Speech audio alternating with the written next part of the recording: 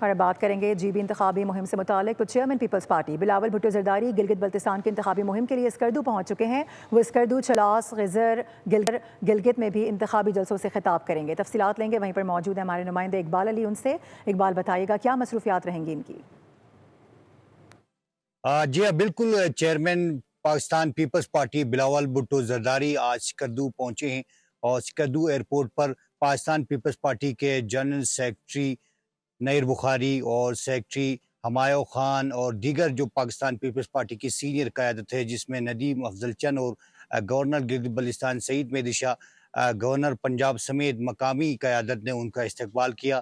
جو چیئرمین پیپلز پارٹی بلاول بھٹو زرداری گلگت بلتستان کے مختلف اضلاع میں انتخابی مہم کے جلسوں سے خطاب کریں گے.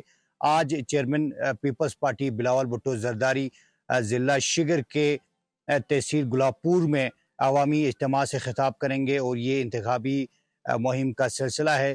اور اس کے علاوہ جو چیئرمین پیپلز پارٹی بلاول بھٹو زرداری گیزر، گلگت، ہنزا اور اسکردو اور دیگر مقامات پر انتخابی جلسوں سے خطاب کریں گے. اور اس وقت سیکیورٹی کے حوالے سے سیکیورٹی سخت ہے اور انتخابی جو جتنے بھی جگہ ہیں ان پر سیکیورٹی کے سخت انتظامات کر دیے گئے ہیں. الیکشن کمیشن گلگت بلتستان نے تمام تر جو انتظامات مکمل کر لیے ہیں اور 7 جون کو انتخاب ہونے ہیں. اسی سلسلے میں آج چیئرمین پیپلز پارٹی بلاول بھٹو زرداری کا پہلا دن ہے اسکردو میں اور آج گلاب پور کے مقام پر وہ عوامی اجتماع سے خطاب کریں گے. جی سبسکرائب کریں اور بیل دبائیں تاکہ کوئی خبر رہ نہ جائے.